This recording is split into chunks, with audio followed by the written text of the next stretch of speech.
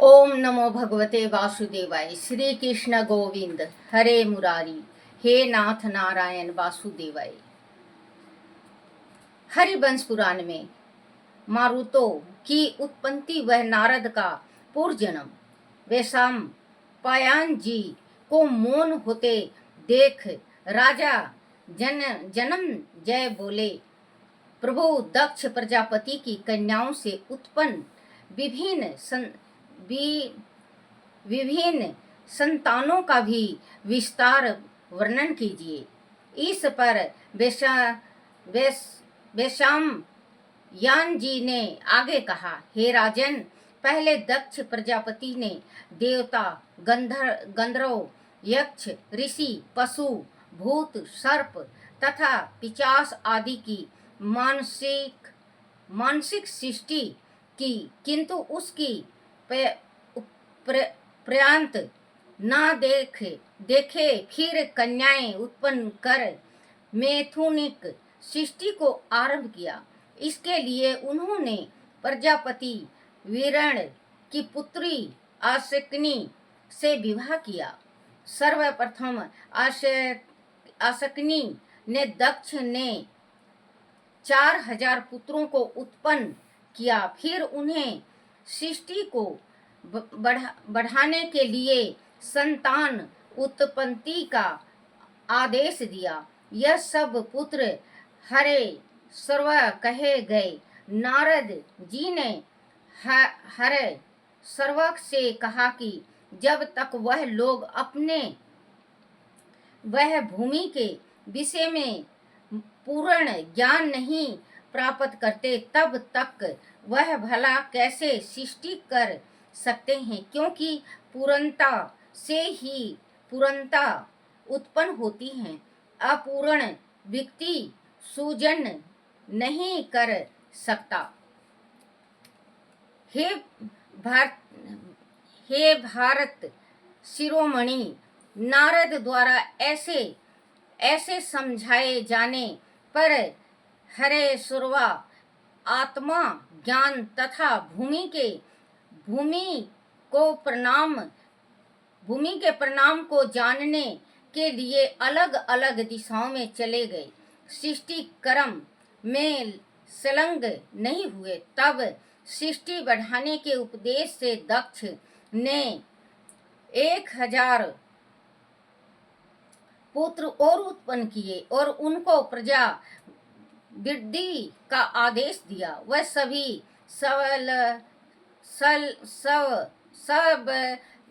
सर्व कहे गए, किंतु नारद जी ने उनको भी उपदेश देकर प्रजापतियों के कर्म से हटा दिया।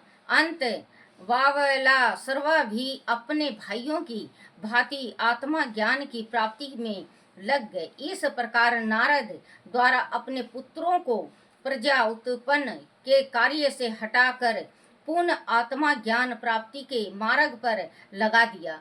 क्योंकि कहते हैं ना बच्चों, नारद जी जो थे, नारद क्यों नाम पड़ा? अगर कोई बच्चों चुगली करता है, कोई अगर चुगली करता है और जैसे कोई किसी की बात करता है तो उसको नारद कहते हैं, चुगलखोर को नारद कहते। तो नारद इधर की उधर लगाया करता, उधर की इधर लगाया करता, और नारद नहीं होता तो इतना सारे जगह सुख शांति भी नहीं होती, क्योंकि दूत नारद ही सबसे पहले जाता है। कंस के घर भी नारद ही गया कि तू जिसको मारा है वो तो कोई भी नहीं है, तुझे मारने वाला तो गोकुल में है। नारद जी तो नारद जी हैं। कहते हैं नारद जी सच्चे भक्त थे श्री विष्णु भगवान के। श्री हरि 24 घंटा किया करते।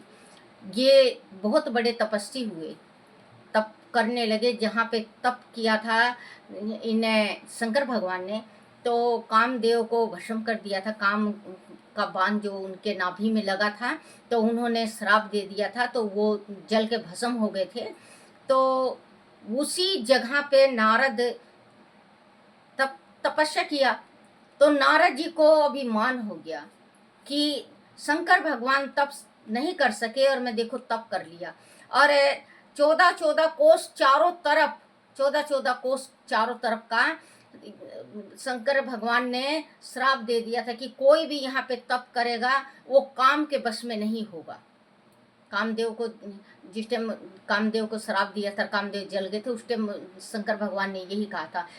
ये वजह थी जो कि नारद अपने तप में पूर्ण उतरे थे, भी अपने भाइयों की भांति आत्म ज्ञान की प्राप्ति में लग गए। इस प्रकार नारद द्वारा अपने पुत्रों को प्रजा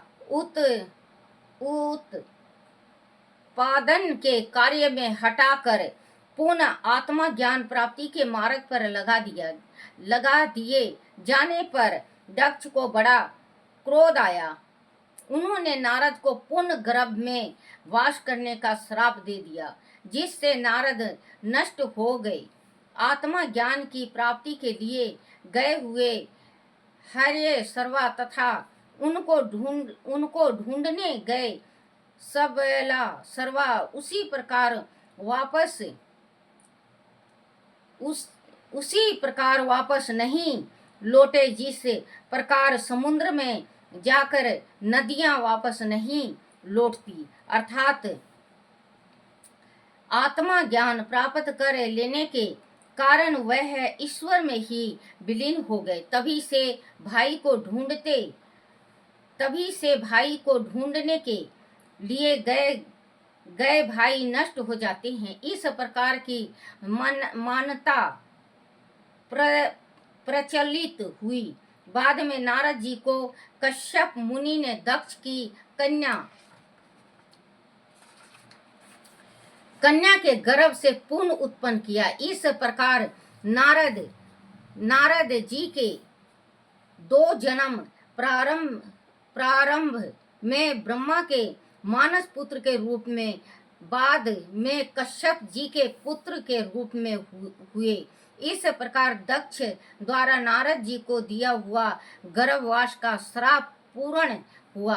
अपने पुत्रों के नष्ट हो जाने ईश्वर लीन हो जाने के कारण दक्ष ने प्रजा बढ़ाने के उपदेश से वीरणी से 60 कन्याएं उत्पन्न की। उस 60 में अरुंधति, वासु, यमी, लंबा, भानु, मारु तत्विति, विश्वा, संध्या, संकल्पा तथा मूर्ता नामक 10 कन्याएं धर्म से ब्याही गई थी। 13 कश्यप से, 28 चंद्र से, 12 अरिष्ट नेमी से, 2 भृगु पुत्र से, 2 अंगिरा से, 2 कुशसर्वा से, 1 कामदेव और 1 शिव से ब्याही गई थी। उनका वृत्तांत आगे कहूंगा। पहले धर्म से ब्याही गई 10 दक्ष कन्याओं के वंश का वर्णन करता हूँ, सुनो।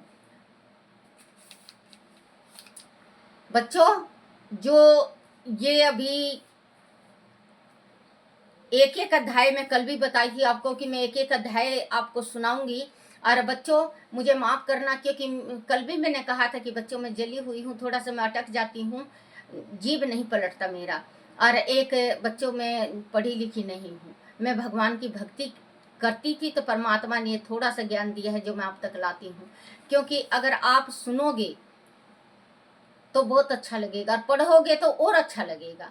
तो कहते हैं कि समय नहीं जाता, बुढ़ापा हो चाहे जवानी हो चाहे बालकपन हो। कहते हैं बालकपन मैंने खेल गमाया, बालकपन मैंने खेल गमाया, आई जवानी खूब कमाया, आई जवानी खूब कमाया, देख बुढ़ापा फिर में रोया, देख बुढ़ापा फिर में रोया। बच्चों, तो जवानी बच्चापन खेल के गंवा देता है, जवानी खूब कमाता है बुढ़ापा को देख के, क्योंकि बूढ़े आदमी को कोई नहीं पूछता, बूढ़े को कोई नहीं पूछता। जहाँ जब तक पूछेंगे जब तक शरीर चल रहा है, क्योंकि बच्चों ये कलयुग है, ये कलयुग है, कलयुग है। राधे राधे बच्चों, राधे राधे।